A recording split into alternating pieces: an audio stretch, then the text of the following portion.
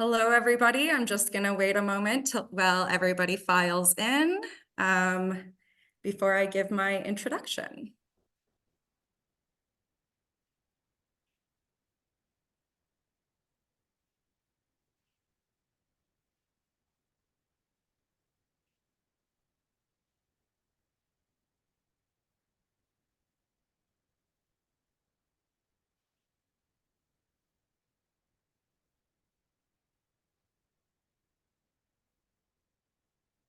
Okay, so hello, everyone. My name is Lisa Goulet, and I am the Engagement Coordinator for UArctic Canadian members here at Memorial University's Harris Center in St. John's, and I'll be your host for today's event. The University of the Arctic, for those who don't know, is a network of university, colleges, research institutes, and other organizations that is concerned with education and research in and about the North. We are going to begin today's event with a land acknowledgement. We acknowledge that the lands on which Memorial University's campuses are situated are in traditional territories of diverse Indigenous groups, and we acknowledge with respect the histories and cultures of the Beothuk, Mi'kmaq, Innu, and Inuit of this province. We encourage everyone to reflect on these lands from where you are located and the Indigenous peoples from who these lands are traditional territory. Thank you for joining us today for our discussion. Before I introduce our moderator and panelists, I want to give you a rundown of the format of our session. So we will have about 20 minutes for the panel discussion and 20 minutes where you have the opportunity to put some of your questions to the panelists. To keep things simple and to make sure we can get to as many questions as possible, we have enabled the Q&A function, so you can find this at the bottom of your screen. So please keep questions as direct as possible, and please don't direct them to any specific panelists. Lastly, I would like to remind you that this session is being recorded, and all those registered will receive a link to the recording in a follow-up email. So it is with my great pleasure to introduce our special guests today, starting with the moderator, who will introduce our panelists. Dr. Ashley Consolo is our moderator. She is the Vice Provost of the Labrador campus and the Dean of the School of the Arctic and Subarctic Studies in the Labrador campus of Memorial University. Here, she and her team are working with the Innu and Inuit of Labrador to design Indigenous-led and Northern-focused programs, governance structures, infrastructure, and research endeavors. Ashley, you can have the floor. Thanks so much, Lisa. It's such a delight to be here with everyone today and be here from the beautiful homelands of the Innu and Inuit in Happy Valley, Goose Bay, Labrador. And what a great moment to share with some wonderful panelists who I have the great pleasure and honor of introducing and who have been wonderful colleagues and people that I have read their work and looked up to the different types of work and leadership that they're doing across the North. So starting with Dr. Pat Mayer. Pat's a professor of physical and health education at Nipissing University. Pat was the inaugural dean of teaching at Nipissing from 2019 to 2023, and he's also an award-winning educator, having received a 3M National Teaching Fellowship in 2014.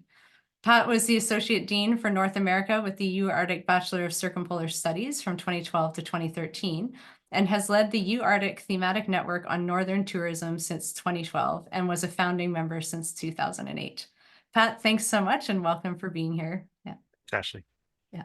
And I'm delighted to introduce Dr. Ramona Nekwe, who is the Vice President of Indigenous Initiatives and Reconciliation at the University College of the North. She hails from Treaty 5 territory and is a member of the Nisi-Chubaiasic Cree Nation in northern Manitoba, Canada.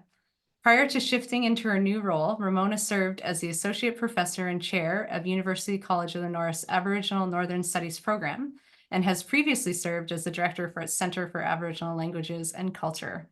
Welcome, Ramona, and thanks for being here today.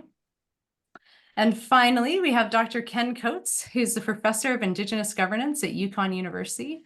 He established a thematic network on circumpolar innovation in UArctic and was, as Dean of Arts and Science at the University of Saskatchewan, a very strong supporter of the university's role as the initial home for the University of the Arctic's undergraduate degree. Ken's current research focuses on Indigenous rights and Northern economic development in both a circumpolar and a global context. And he is currently finishing a book on circumpolar innovation, which I think we will all look forward to reading. So welcome, Ken. So let's dive right in. We have an exciting few minutes to have a conversation around all the wonderful work that you're doing. And of course, in particular, on the topics that we're talking about today around cross-disciplinary and interdisciplinary work. So Pat, if you don't mind, I'm going to start with you and we'll have a conversation that everyone can answer. But, Pat, I'm wondering with all the work that you've been doing in all the different areas and across the circumpolar north and Canada and internationally, why is it so important that researchers look beyond their specific discipline when specifically working within Northern contexts?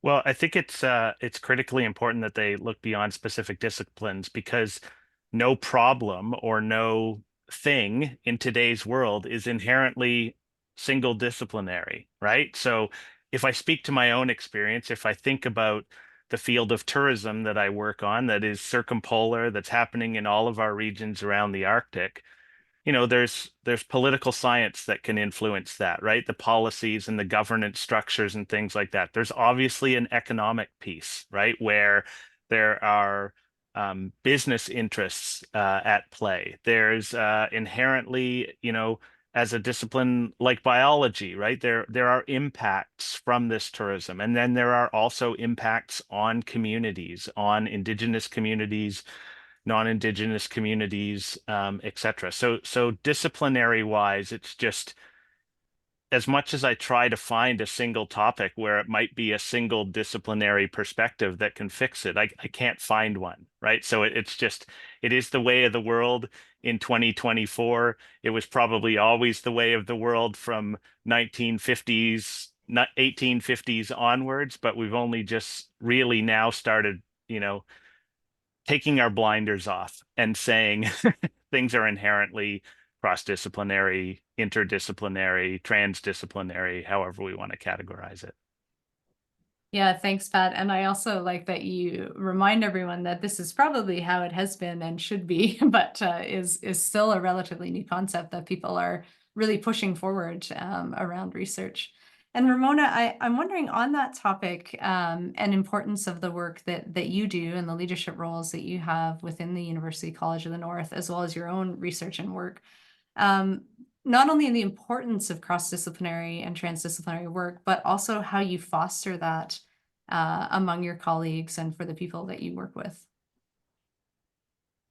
I think at UCN we're in a neat place. We've got an opportunity to infuse and integrate and to incorporate Indigenous and Northern worldviews into the work that we do. So I think colleagues, students, there's an openness and a willingness and a readiness to engage in conversations in those spaces. And so with the work that we do, it seems there's a natural fit. We're starting the process now of supporting and integrating Indigenous knowledge into curriculum and helping grow and facilitate conversations that enable that in practice so that folks can integrate particular threads or perspectives into what they're teaching. So I find that there is an openness and a willingness to engage in those spaces. And at UCN,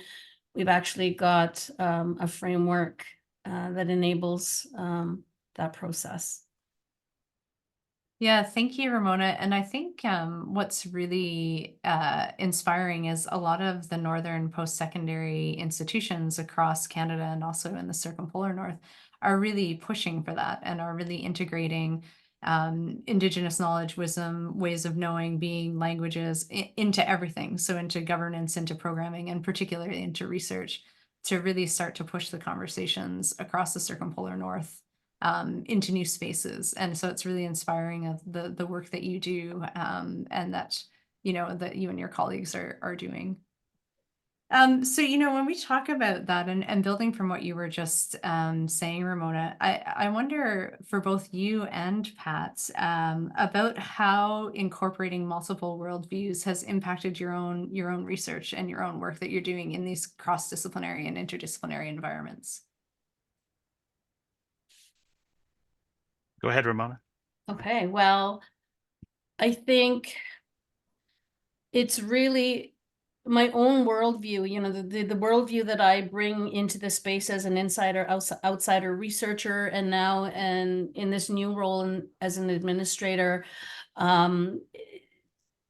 The work and the research that I've done has always been informed by the perspectives from my community through the language. I've been very fortunate to work with scholars and researchers from a number of disciplines, from a number of different institutions. And so, you know, in the same ways that I've been able to contribute and provide perspectives that they find useful, I've been able to incorporate some of their perspectives and some of the work from their fields, and really approach it in a complementary manner. And so again, I think I've been lucky because I've had a really receptive audience and folks that I've been able to work with on the journeys that I've been on so far, and who see the value in those perspectives and those knowledges and those ways of knowing. And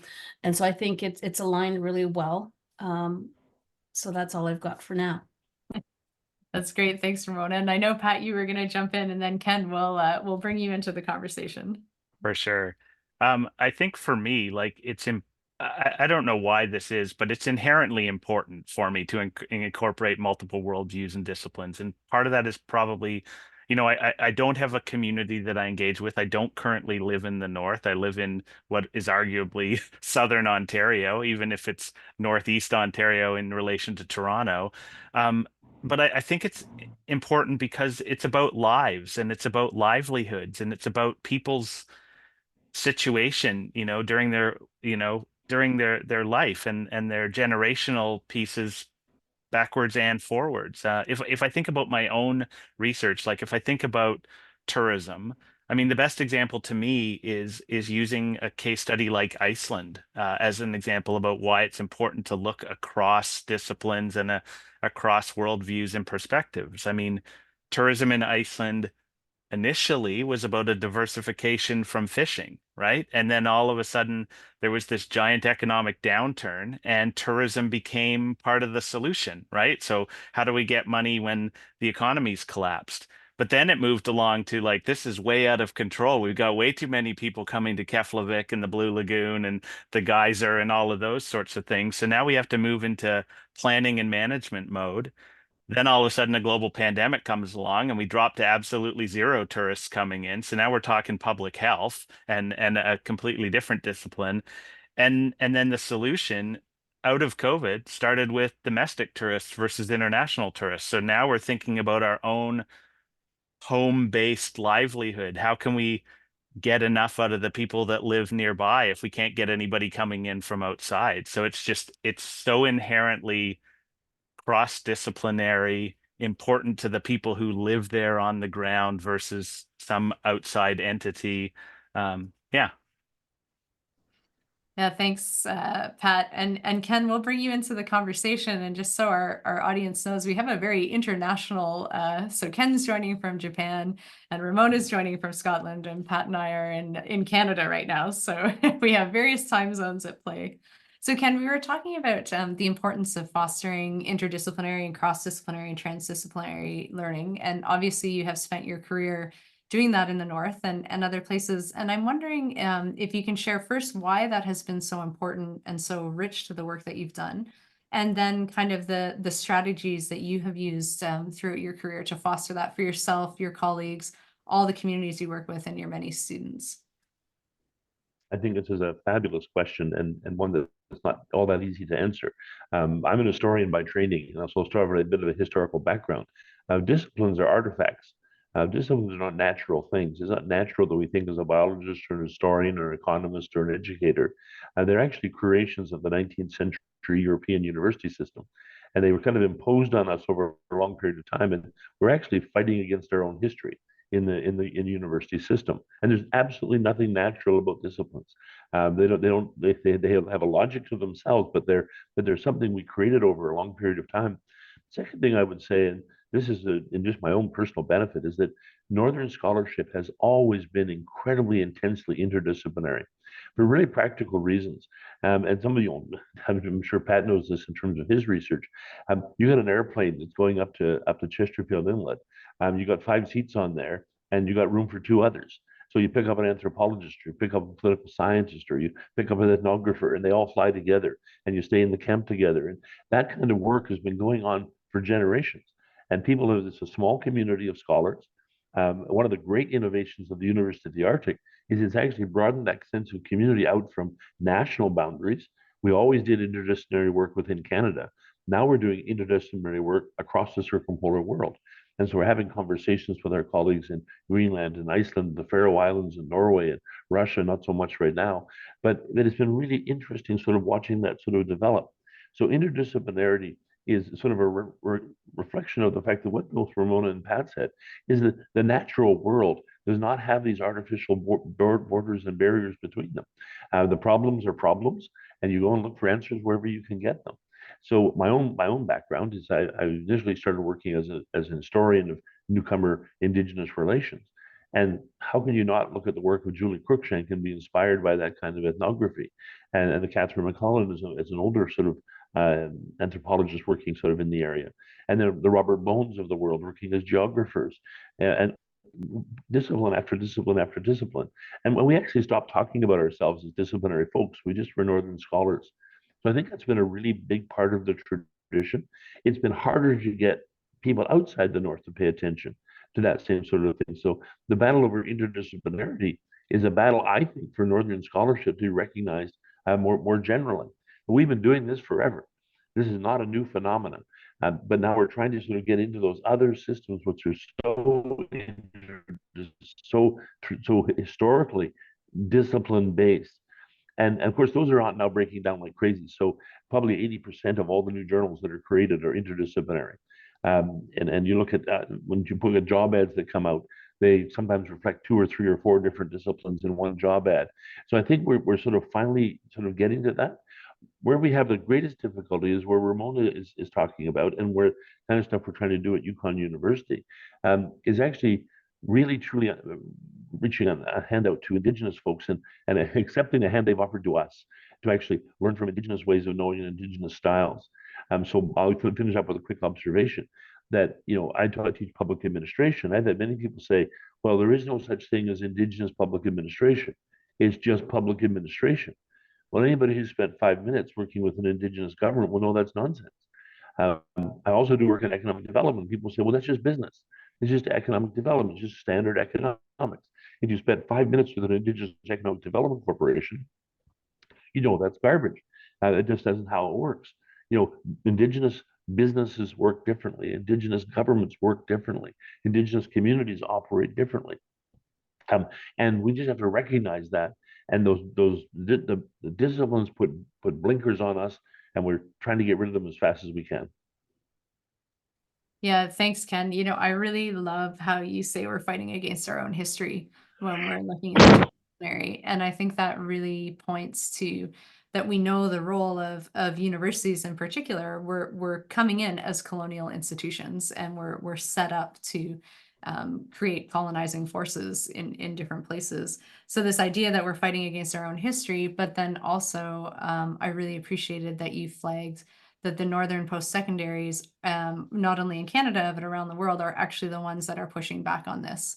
And for me personally, and coming from the Labrador campus of Memorial University, I find some of the most exciting research and pedagogical innovations that are happening are coming out of the Northern post-secondaries. It's just that the Southern places haven't quite realized that yet. So Ramona, I'm going to go over to you because you are doing some of this exciting work at UCN, and about the importance of Indigenous and Northern sovereignty in research and the responsibilities that not only Northern post-secondaries and Indigenous peoples have in this space, but in particular, the responsibilities that others have too to support this in the work. The notion of data sovereignty, decolonizing education, I think these are concepts and ideas that Indigenous scholars have been talking about for a number of years. It's important that we tell the stories through our own lens, using our own worldviews, and situating the context relevant to the territories that we come from. As Ken said, you know, we've got pretty unique histories, unique contemporary context in which communities find themselves in. Geography is a big factor. Connectivity is a big factor. You know, there are a lot of challenges. There are a lot of incredible opportunities also in the north. Where I come from, we're lucky. We still have knowledge keepers. We still have language speakers that can share, and you know, when they're willing to do so, and only when they're willing to do so, that knowledge with us, so we can translate that and bring that and carry that into the spaces in which we work in post-secondary. So the idea of you know, research sovereignty even is really important. It's critical that we tell those stories through our own lens, with our own worldviews, and so that they're very important to the work that I do, certainly. And you know, I'm really excited that at UCN we're able to incorporate some of that into what we do in our academic programming, into some of the other policy pieces, I guess, that we do as well. Yes, thank you, Ramona. And it's so important, I think, for everyone on this webinar and for everyone who's joining us is to really start to look towards the north and towards the northern post-secondaries as places of unique, exciting, innovative, cutting edge, leading edge work that is truly interdisciplinary, very deep, and very exciting. So Ken, I'm going to come back to you with this question because of the work that you're doing at UConn. And because of the work that UConn University is doing in general around really promoting Northern and Indigenous research sovereignty, and really the work that you're doing in this area.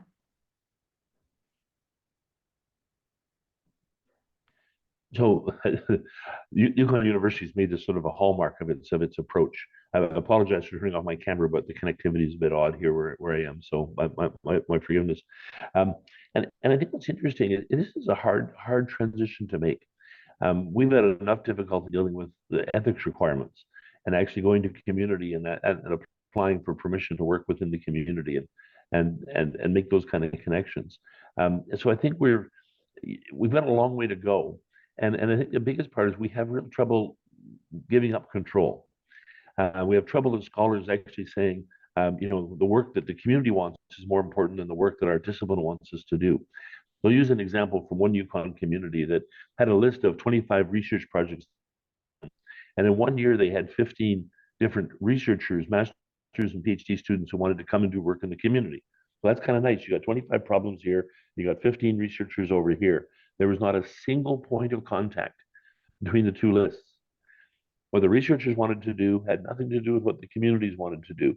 And I think one of the exciting possibilities, we're going to get there sooner. I think UConn University's come into this. I talked to Ramona before. She's a huge, passionate supporter, I think, of this. Not to put words in your mouth, Ramona. Is that what happens is that you need to have those projects from the communities. We use our skills as researchers and our training of our students to actually have them apply to real world problems that the communities are concerned about. Thanks very much, Ken. And thanks for joining even while you've got multiple time zones and internet connectivity. It's sounding great on your end.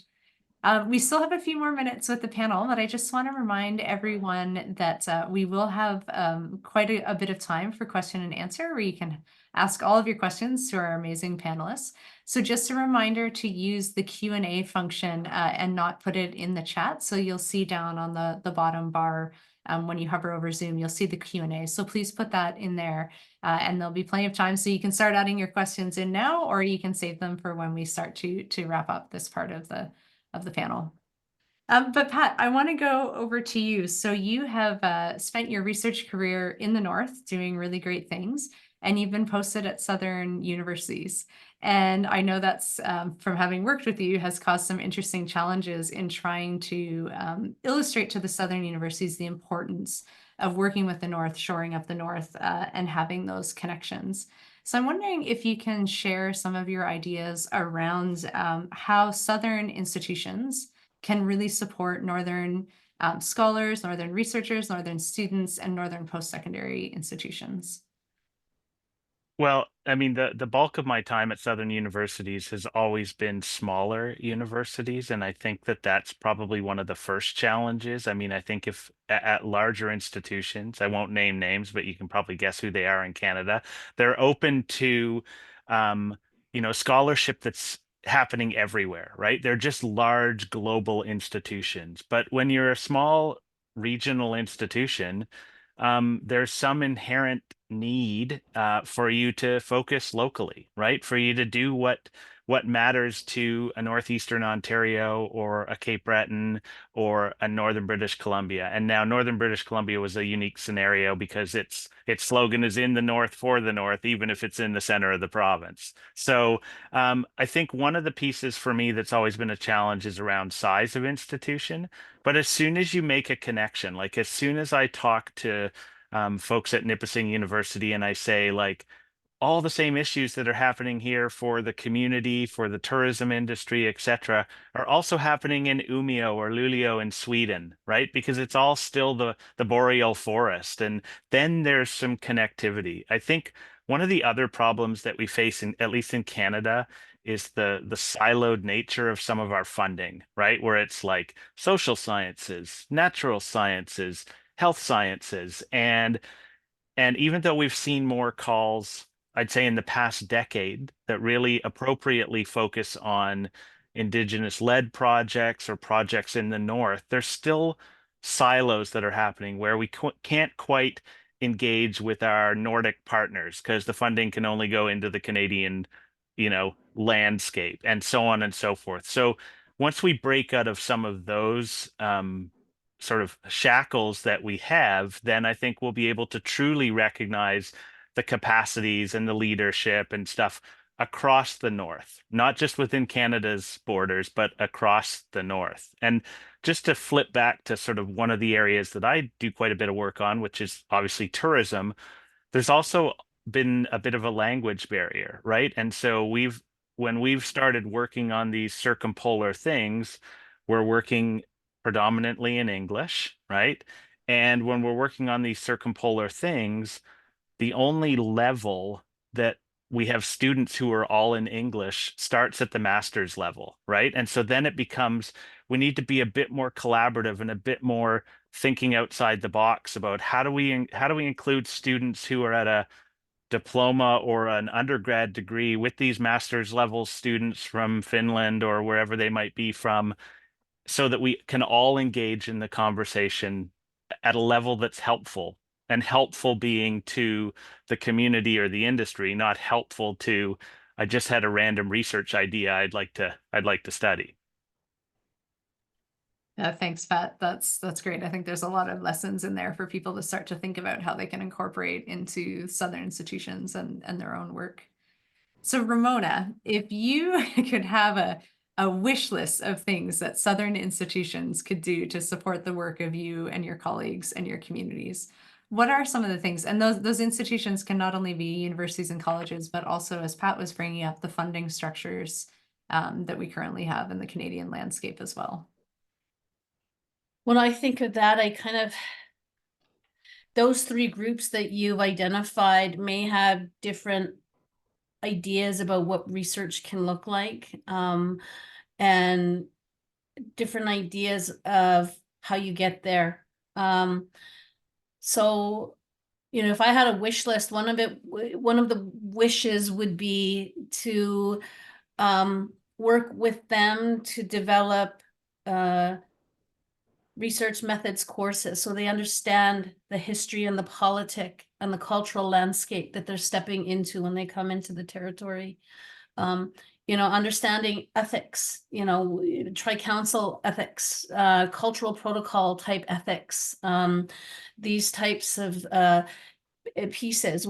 In terms of funding, I'd love to see funding that's geared for the North at the Tri-Council level, for Indigenous and Northern communities and Indigenous and Northern research. You know, we've got the Tri-Council structure, but it'd be great if they had a stream dedicated to that, because I think there are a lot of gaps, a lot of important questions to be asked, a lot of important questions that are being asked, and you know, finding ways to train researchers to come into the North with some of those tools, skills, knowledges that I've just mentioned. So, you know, for me, that's kind of what it would look like in that wish list in terms of the funding piece, and then, you know, for institutions in down in the South. And Yeah, I see thanks, some Ramona. Southern- Yeah. Yeah, and Ken, I was just about to go to you, so that's great. I appreciate that, because I know we can't see your body language with your camera off. So if you couldn't mind, just Ramona's great comments and Pat's comments are just fantastic. So we just use a really interesting example, SHIRK, for example. If you want to apply for a SHIRK grant and want to work with Indigenous people, you actually have to go to the community, ask for permission to explain the project, talk about how it's relevant and all that sort of stuff. That's exactly how it should be. You have to get those approvals and all that kind of stuff. Then you take your application form and you put it into a competition where you have a less than 25% chance of being successful. That means that that community, who you might have gotten very excited about the project. Let's assume that Pat's done some wonderful work and he's doing with tourism in Northern Lights tourism in the Northwest Territories, and you got the Aboriginal communities all excited, thinking about the job creation prospects and the learning possibilities, and then he applies to SHIRK. He's got a 25% chance of being successful. We have it backward. We actually have it backwards in the sense that what we're doing is we're sort of making this project-based instead of community-based funding. And we're doing it in a way that you actually have to get the community on board when you have such a small chance of actually being funded. And I think we have to really rethink some of the fundamental ways in which we allocate resources and make our decisions around research. And I add one other thing really quickly. We have to get also Southern institutions that we want to chastise right now. And I've worked with them. I've worked at the University of Saskatchewan and Waterloo and the University of Victoria, wonderful institutions, UNBC. We have to get them to change the nature of what they consider research outputs to be. A research output is not a scholarly article in a journal that nobody reads. And if you look at the readership of most academic journals, they're very tiny. I can see a situation where you work on something that you're helping them transform the education system. Pat's helping you build a new tourism approach. That is scholarship. And we have to find a way to consider that scholarship, not just in the northern institutions are on board with this stuff already. I'm sure Ramona would agree that a scholar at UNC who's actually doing great work with community is everybody's cheering them on. You take that same person and put them at a big university down south, and they're looking and saying, well, where's the scholarly pubs?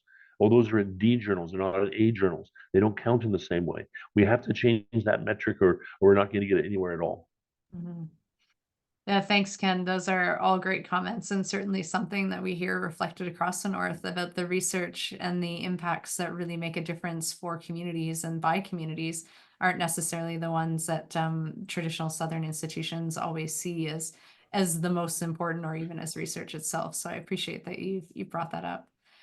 So we're coming in, we see some questions coming in, so we're coming near the end, but I just want to give, Pat, do you have anything last, not that it's the last word because we'll have questions coming in, but anything that you want to share around what's really important with thinking about cross-disciplinary and interdisciplinary research in the North, and particular research that supports Northern peoples and cultures and lands and waters?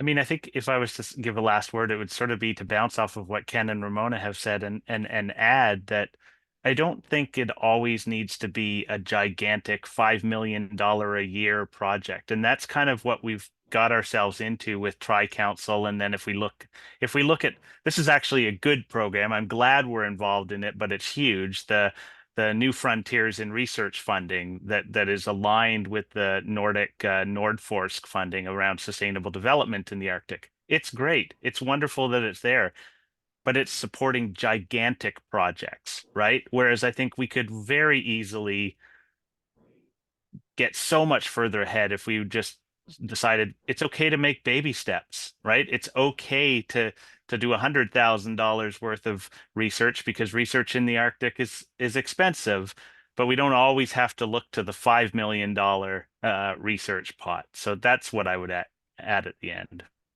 That's great. Thanks, Pat. And Ramona, I'm going to give you the last word on this panel before we jump into the Q&A. So anything last that you want to share with our audience?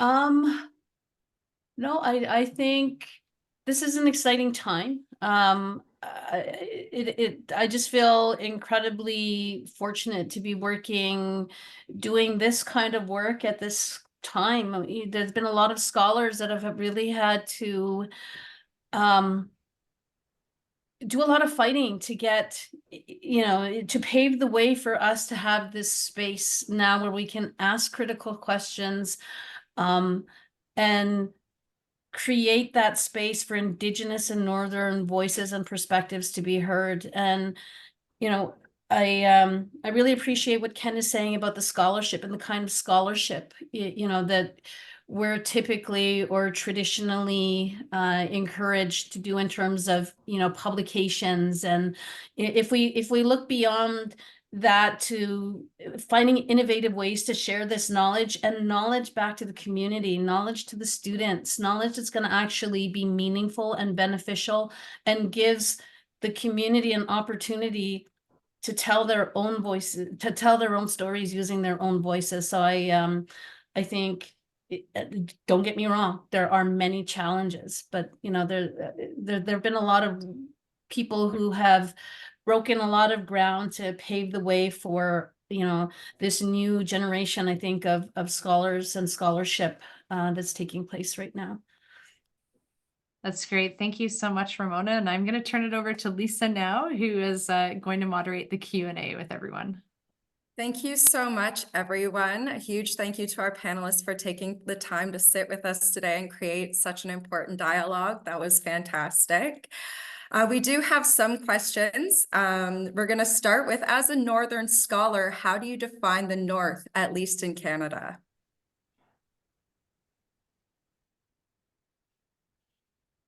Who do you want to answer that one? Oh, sorry. And anyone, I did not think of that. Pat, how would you like to get that? I can jump in. As someone from the South, and then Ken and Ramona, as someone from the North, feel free to jump in after. Well, I'll jump in, and Robert Bailey, I can guess where this is coming from. So a little bit of I think for me, I define the North really in much the same way that the organization ACUNS might describe the North, right? In terms of, yes, it is our northern territories.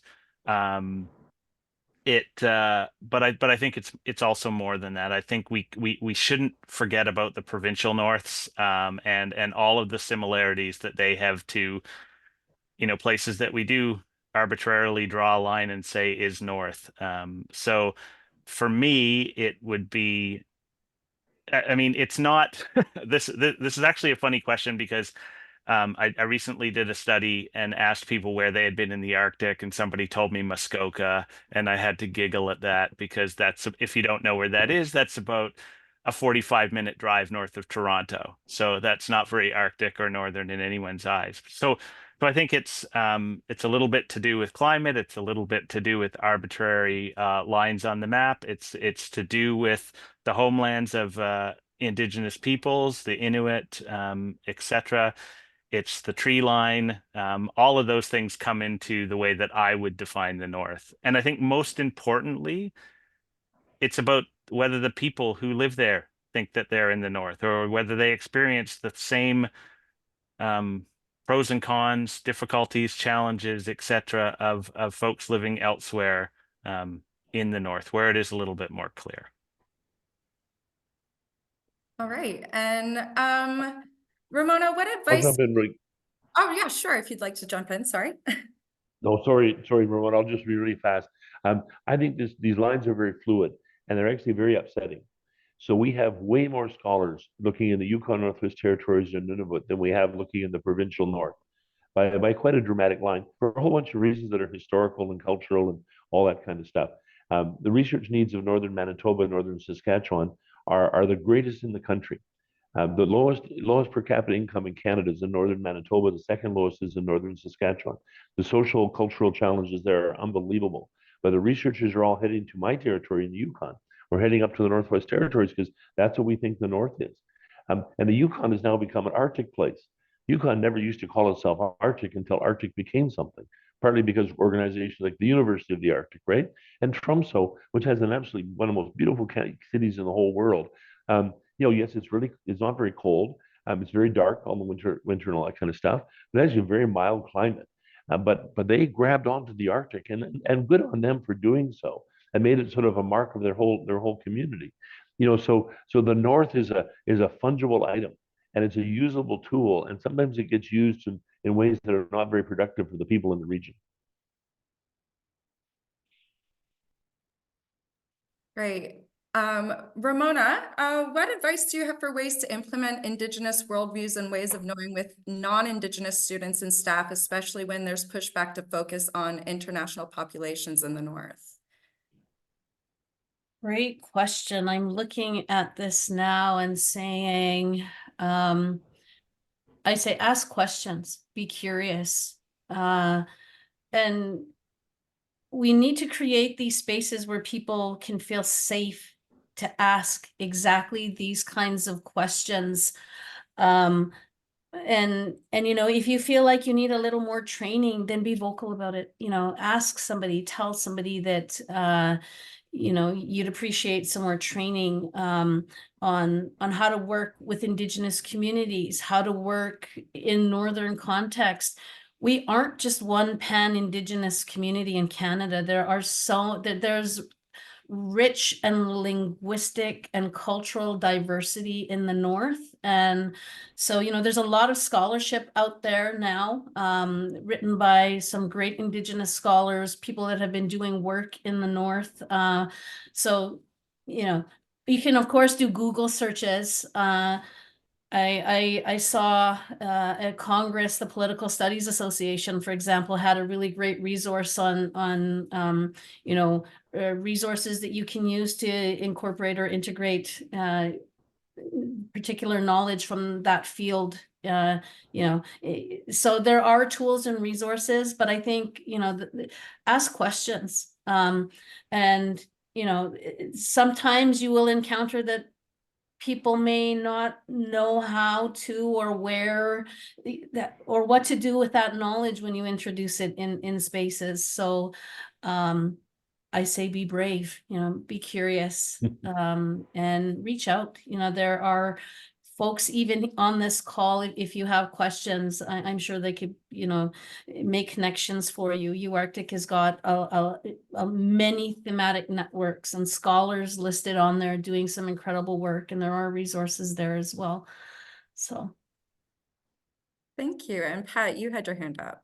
Yeah, I think I accidentally deleted this question in the Q&A, but my answer to it was that I think from my side of things, as the white, middle-aged, educated, cisgendered, privileged guy, I need to remember that I should be an awkward ally, right? I should go into these conversations and stumble and fumble and be okay with that, right? I don't need to be like old school academia where I must have all the knowledge and I must be right all of the time. Well, I'm not, and I never should be. So ask questions, be humble, walk into the conversation knowing what you don't know.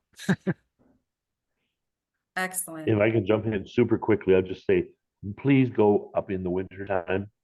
We are tired of people coming up who only come up in the summertime, in the middle of June and July, when it's all nice and the fishing's good. You've got to come up in November. You got to come up in January. If you want to take it seriously, show up when it's cold. And that people a lot of weight on that, whether you're actually there in a sincere way. Second thing I would say, and it feels exactly what Pat and Ramona are saying, you got to be prepared to put in the time. We've been real spoiled as academics. We put our grant applications in and we get money to go to Germany for 3 weeks and blah, blah, blah. You get hotels and all that kind of stuff. Look at what our colleagues used to do back in the 1920s and 30s. They would go up by canoe and spend, 3 months, backpacking up in the North with not a single cent of government subsidy. And you got to be prepared to spend the time. to live in the town, get to know the people, and you know, I'm sure you'd agree with this, Ramona. You know, Southern academics rushing up and sort of saying, "I'm here to study you." Oh, are we ever lucky to have you in town? You know, that's not how people react to this, and you have to build that trust over a long period of time. Yeah. Ramona, did you have anything more to say after?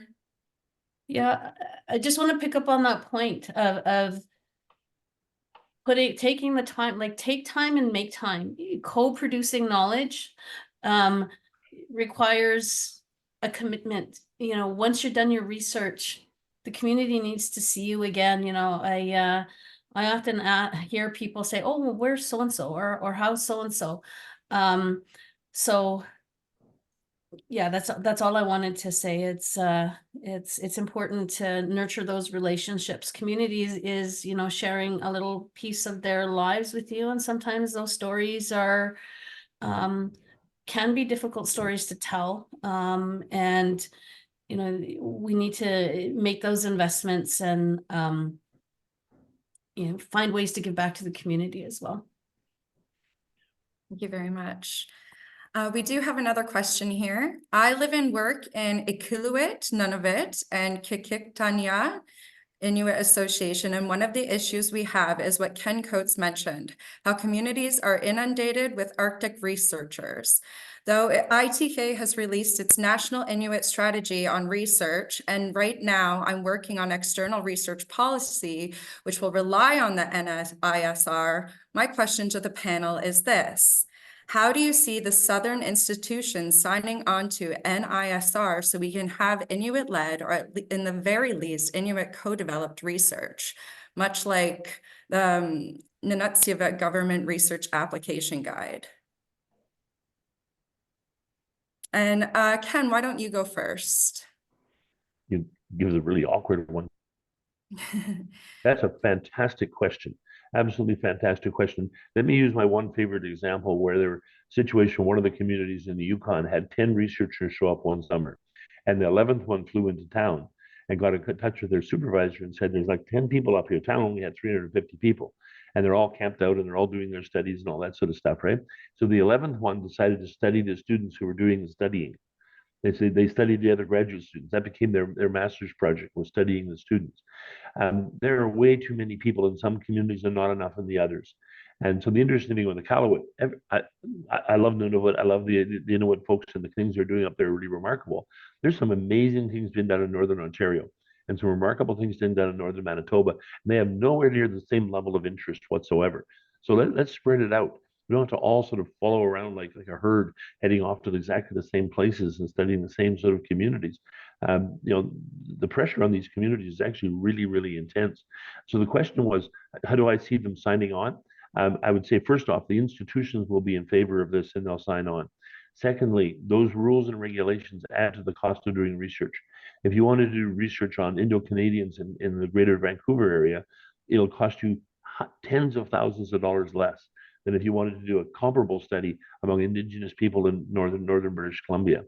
And so we have to be sensitive to sort of that reality. We're scaring people away from research fields because the challenges of doing research are, there's another layer, sometimes another whole year of community engagement and community consultation. And we don't take that into account with our shirk doctoral funding. We don't take into account with our time to complete dissertations. You know, so somebody who's doing work with Indigenous communities, it's at least a year longer to do a PhD than if they're doing the same sort of project on non-Indigenous communities. So we have to really adjust an awful lot and think through this one really, really carefully. But I really like the idea that we start with the communities developing the projects. We should have a national, the University of the Arctic should develop a national, international database where the communities tell us the work they need done. And that we then have students and professors apply and say, "Oh, my name's Pat. I'm from Nipissing. I've got a wonderful undergraduate student who's doing some great work, interested in canoeing as a foundation of the tourism industry. And you up here in northern Manitoba want somebody to do some research. We've got a match." That matchmaking process is missing completely. And we end up leaving with people just follow the herds. They just follow themselves around the Arctic. I would love to help in doing that and engaging more with people. As a UArctic engagement coordinator, that is one of the reasons I've been hired on. So I'm happy to help grow that list and do some more matchmaking with everybody. We do have, did Ramona Arpad, did you have anything to say in response to that? Well, I'll just jump in quickly. I think that coordination role and better thinking through things on a holistic level is what's needed because, first and foremost, we've got these siloed funding pots, and then we've got these large inter-institutional, inter-university bodies that sort of all fight for the different money. We've got the Arctic Nets, the UArctics, the ACUNs, etc., and they've all got their places that they work. And none of those are inherently bad entities, but all the time we see like, I'm the student at Memorial who's going to go study something in the North Shore of Alaska, or I'm the student from Vancouver who's flying off to Clyde River on Baffin Island because of some contacts that have been made. Whereas I think if we were a little bit more collaborative and a little bit more common sense, dare I say it, in the academic realm, we would figure this out pretty easily. But I wholeheartedly agree with what Ken has led with, and that's I think it does 110% need to be community led in terms of what are the projects that we want to understand, and then who is the best person from where under what circumstances to assist us with that. And I say assist very deliberately because I think it is, or it should be, co-developed, co-researched, however you want to put that in. Absolutely. So we have another question here. Thanks for your important comments and advice for Southern researchers traveling to the North. What advice do you have to help Southern-based university researchers make space for and bring community members to the South? For example, university visits, workshops. Is that a good strategy to support reciprocal research relations? And why don't we have Ramona, do you want to answer this one or? I'm just quickly reading this again. I really think people need to make an effort to go north. You need to make the time, take the time, go to community. Again, we talked about investing time and being practical in terms of the funding applications and the dollars you're asking for to support your work going into community, going onto the land. Part of that it involves, going into the communities to pursue that research. It's not to say that, you can occasionally have things taking place in the South, but really we should be coming and going into community when you are invited into the community. And again, picking up on that theme, Indigenous communities and Northern communities, they really should have a voice in the kind of research that's being undertaken, developed. We have many questions to be asked and that again are being asked in community. How is that research giving back to the community? I'm hoping that we're nearing that stage where knowledge is leaving the community and not much is going back. So thinking about the approaches that we're taking, but I'm a staunch advocate for, again, with the permission of the community, with the permission of knowledge keepers, making and taking that time to go north and, being there, being present in those spaces. And as someone from a Southern university, I would echo that. I think it ought to be that direction. And even if we had talked about bringing community members from the North to the South, I can speak from an economic reality of most universities. I can't even get $300 to get the person who lives 30 kilometers down the road to be able to come into my university or classroom. So there's an economic reality of me trying to bring a guest from the North to my Southern institution. It's just few and far between. I'd add two things really quickly, if I could. It's that number one of the great joys of Zoom is you can bring them in virtually, And we've done this very successfully. People from community coming in and talking, even the students from communities. But let's put a really difficult question on the table. A lot of Indigenous communities, and this is a comment I've heard as recently as yesterday, will actually still talk about residential schools. They come and grab the best students out of the north. They take them down south. Basically, half of them fail and send them back with a sense of incompleteness in their life. But most of them don't go home. If they're successful in the Southern universities, they don't go back again. So the Southern University is not a beacon of hope and optimism. It might be for individuals, but for the communities, it's this black hole where young people go to disappear.